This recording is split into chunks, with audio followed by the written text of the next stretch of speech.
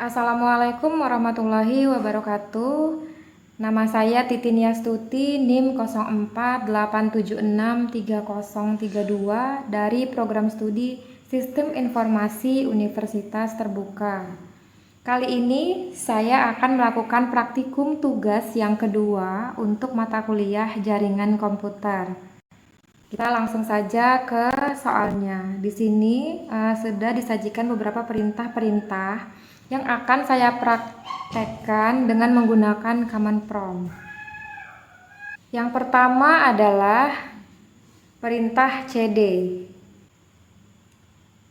cd merupakan suatu perintah yang biasa kita gunakan untuk melakukan pindah direktori atau folder. Jadi misalnya di dalam folder kita sekarang posisinya berada di folder direktori E. Kita mau pindah di dalam direktori E ini ada folder namanya Titin. Jadi kita tinggal cd spasi nama foldernya, maka dia akan langsung masuk ke direktori tersebut. Misalnya kita pindahkan lagi cd jaringan komputer. Nah, kita sudah masuk ke direktori jaringan komputer. Jika ingin kembali ke direktori atau folder Titin, kita bisa menggunakan cd titik-titik. Dia akan kembali, titik-titik itu kembali ke direktori sebelumnya.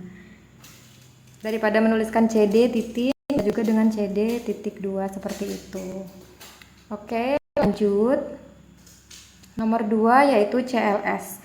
CLS itu clear screen, artinya suatu perintah yang bisa kita gunakan untuk membersihkan layar di command prompt ini biar kembali ke semula kayak tadi yang cuman nggak ada tulisan apa-apa di situ. Kita kembalikan ke situ menggunakan perintah CLS seperti ini. Nah, dia kembali, nggak ada perintah apa-apa. Biasanya perintah ini kita gunakan kalau sudah ada banyak perintah yang kita lakukan menggunakan command prompt ini, sudah penuh layarnya dan mungkin sedikit mengganggu, akhirnya kita gunakan clear screen untuk membersihkan layar. Selanjutnya yang nomor 3, CLS garis miring tanda tanya.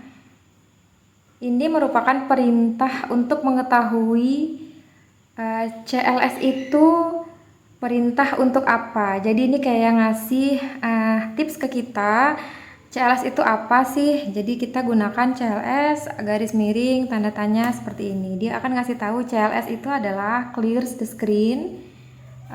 Kontrol atau perintahnya yaitu dengan menuliskan CLS seperti itu. Lanjut ke nomor 4, sama fungsinya dir garis miring tanda tanya, itu juga sama seperti yang sebelumnya tadi. Nah, di sini berisi penjelasan apa aja yang ada di dalam direktori atau subdirektori itu. Banyak banget ya hal-hal yang berkaitan dengan direktori, namanya, ekstensinya, atributnya, drive-nya apa saja. Nah, itu kita bisa melakukannya. Oke, kita lanjut ke nomor 5.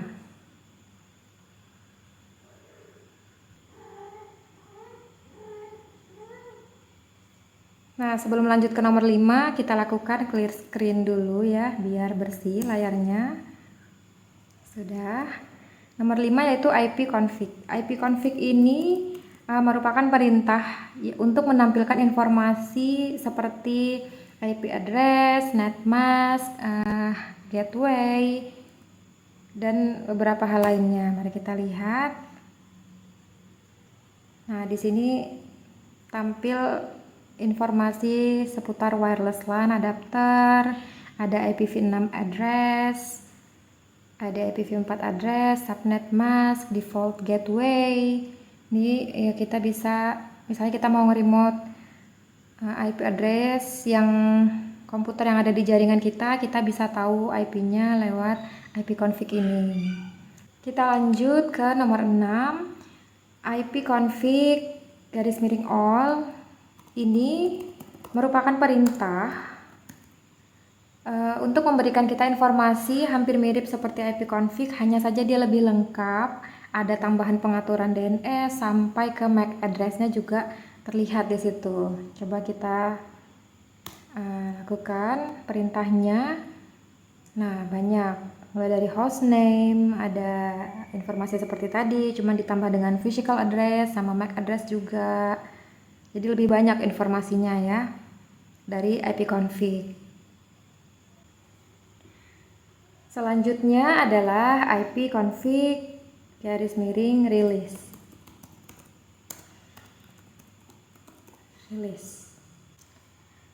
Perintah ini kita gunakan untuk mereset IP settingan IP address yang ada pada perangkat kita. Misalnya laptop ini, kalau kita lakukan ipconfig release ini, maka settingan IP address di laptop ini akan menjadi kosong. Mari kita coba.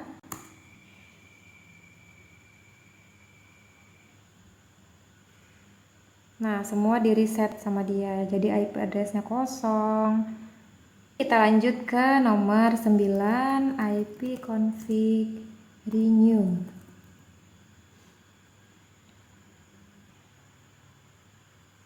Nah, perintah ini merupakan kebalikan dari ipconfig release tadi. Kalau yang tadi kita mengosongkan atau mereset IP address-nya, di ipconfig renew ini kita akan men-setting ulang IP address untuk komputer kita. Mari kita coba.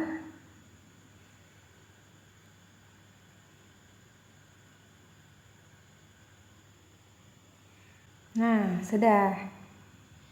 IP address kita ada lagi, muncul kembali, sedangkan yang tadi sudah kosong. Baik, kita lanjut ke soal nomor 10, yaitu ipconfig _display DNS. Sebelumnya kita clear screen dulu lagi ya. ipconfig _display DNS.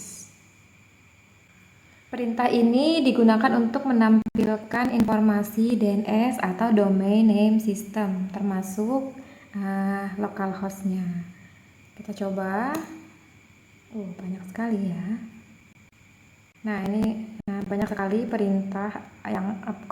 informasi yang tampil seputar IP configuration, remote desktop. Pokoknya seputar koneksi yang ada di jaringan kita ini akan tampil di sini. Sudah banyak sekali, seperti ini kita clear screen lagi untuk melanjutkan ke nomor 11, yaitu ipconfig/DNS. Perintah ini digunakan untuk mereset atau mengosongkan DNS cache. Kita coba saja. Windows IP configuration successfully flushed the DNS resolver cache. Oke, kita lanjut ke nomor 12, ipconfig register DNS.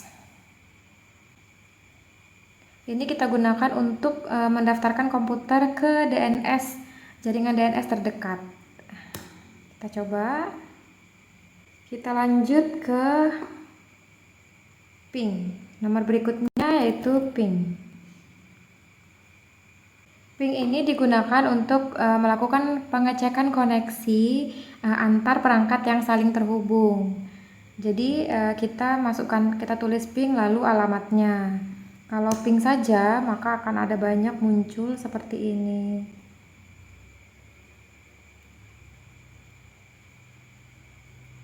Jadi biasanya kalau kita mau tes koneksi itu, kita gunakan ping spasi alamatnya. Misalnya 172.0.0.1.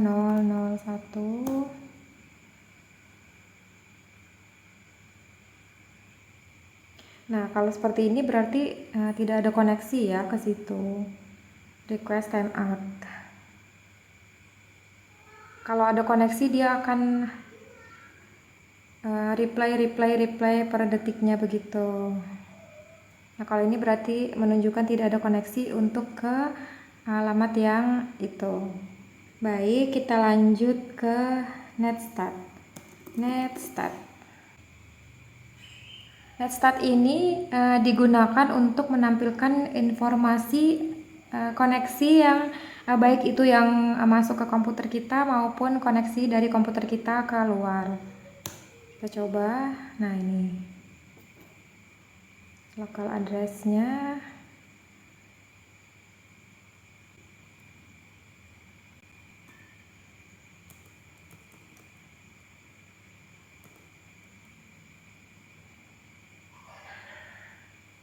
Selanjutnya adalah traceset. Traceset ini memberikan informasi rute yang dicapai oleh paket untuk mencapai tujuan, yang dilewati paket mencapai tujuan. Coba kita lakukan.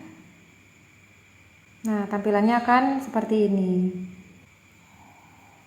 Selanjutnya adalah perintah pathing. Pathing ini adalah perintah untuk menampilkan network latency, mengukur network latency dan network loss-nya. Cara kerjanya mirip seperti perintah ping yang kita gabungkan dengan perintah traceset tadi. Kita coba saja. Nah, ini ada banyak, setelah itu ada banyak optionnya yang bisa kita lakukan, misalnya pathing, spasi, min n, min i, kemudian address-nya. Bisa seperti itu. Kita lanjut ke ns lookup. Baik, kita lanjut ke nomor 18 yaitu perintah netsh. Ini biasanya digunakan untuk mengkonfigurasi jaringan yang sedang berjalan. Nah, coba kita berikan tanda tanya di sini untuk mengetahui apa saja. Nah, kita bisa apa saja comments yang bisa kita lakukan di sini. Ada banyak ya, jadi netsh titik-titik, tanda tanya yaitu untuk menampilkan list comment seperti ini. Kita lanjut yang kedua, route.